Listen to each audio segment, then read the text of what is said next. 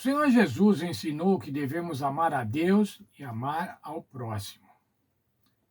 É fácil identificar a Deus. Deus é único, Deus é o Criador, Deus é o Todo-Poderoso, Ele é o mantenedor de todas as coisas.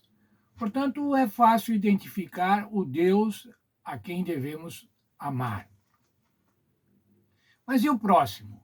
Quem é o próximo? Quem é o nosso próximo? O intérprete da lei perguntou a Jesus: quem é o meu próximo? Será que o meu próximo é o meu cônjuge, minha esposa, o meu marido? Ou os meus filhos são os meus próximos? Ou os meus irmãos, os meus pais, os meus parentes da família expandida? Ou os meus amigos, ou os irmãos da igreja?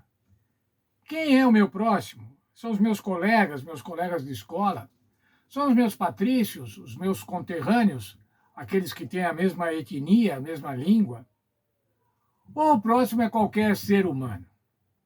Jesus respondeu com uma parábola muito conhecida, uma parábola muito pregada, a parábola do bom samaritano.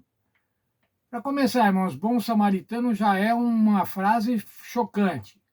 Os samaritanos não eram considerados bons. Os samaritanos eram considerados inimigos do povo de Deus. Eles eram um povo dissidente do povo de Deus. Eles tinham um templo paralelo, um templo genérico. Mas veja a parábola, vamos ver como o Senhor Jesus conduziu a parábola, compôs a parábola, para mostrar quem era o semelhante. Lucas 10, dos versos 30 até 37. Jesus prosseguiu dizendo: certo homem descia de Jerusalém para Jericó e veio a cair em mãos de salteadores, os quais, depois de tudo lhe roubarem e lhe causarem muitos feridos, retiraram-se, deixando-o semi-morto. Uma situação de assalto. Esse homem que ia na estrada foi assaltado. Roubaram tudo que ele tinha, ainda espancaram e deixaram meio morto.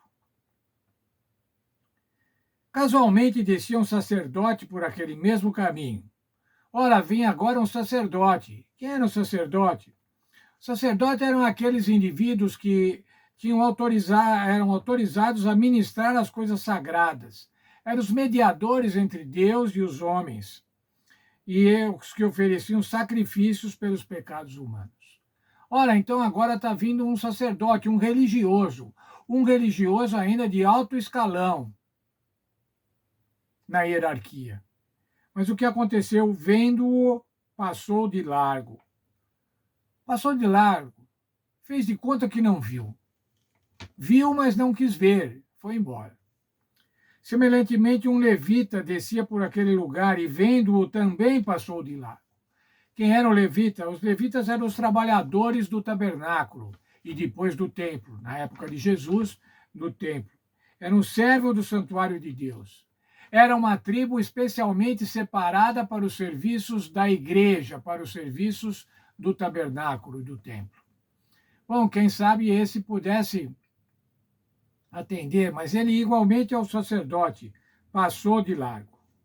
Mas agora vinha um samaritano. Quem era o samaritano? Era um da parcela apóstata do povo hebreu. Eles tinham um templo genérico no Monte de Gerizim. Era odiado pelos judeus. Eram considerados impuros.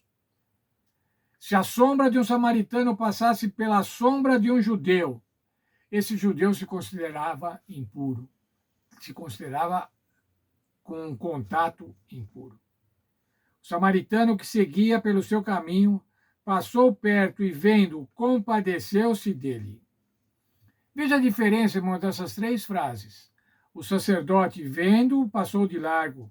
O levita, vendo, passou de largo. E o samaritano, vendo, compadeceu-se dele. E o que fez então agora? Ficou com muita pena. Compadeceu-se. Ficou com muita pena. Teve compaixão, solidarizou-se. Moveu-se de íntima compaixão. E o que ele fez? E chegando, pensou-lhes os ferimentos, aplicando-lhe óleo e vinho, e colocando sobre o seu próprio animal, levou para uma hospedaria e tratou dele. No dia seguinte, tirou 2 denários e os entregou ao hospedeiro, dizendo: cuida desse homem, e se alguma coisa gastares a mais, eu te indenizarei quando voltar. Cuidou, gastou tempo, gastou dinheiro, fez tudo possível para socorrer a vítima do assalto. Não quis saber se ele era judeu e se ele, como judeu, podia odiar ao samaritano. Cuidou. Aí o Senhor Jesus perguntou para o intérprete da lei: qual desses três te parece ter sido próximo do homem que caiu na mão dos salteadores? Respondeu-lhe o intérprete da lei: o que usou de misericórdia para com ele.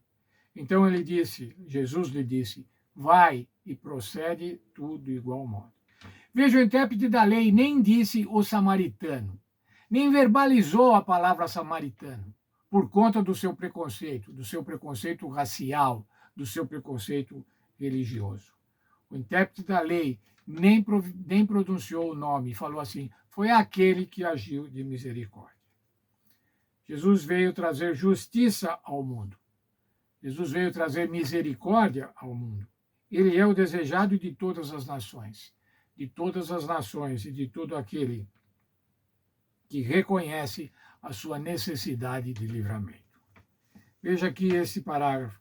Em contraste com Satanás, que desejava o poder e pretendia usurpar o trono de Deus, Jesus se humilhou e se identificou com os que viviam debaixo do pecado, da injustiça e da opressão.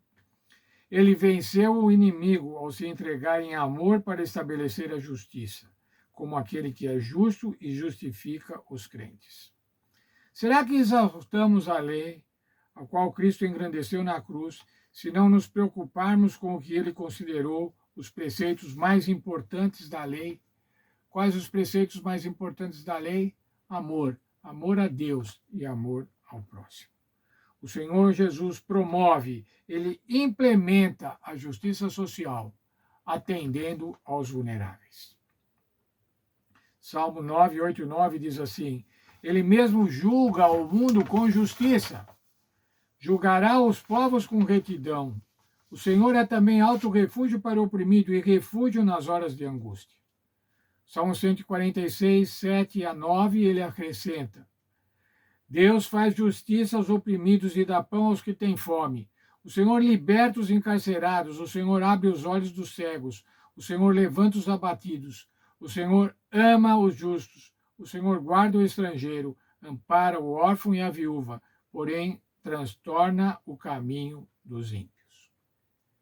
Como é que é a religião, irmãos? A religião, a verdadeira religião, tem um verso na Bíblia que diz assim: é atender os órfãos nas suas tribulações, os órfãos e as viúvas nas suas tribulações. Sabe, irmãos, religião é cantar, é ouvir sermões, mas religião verdadeira é atender aos necessitados.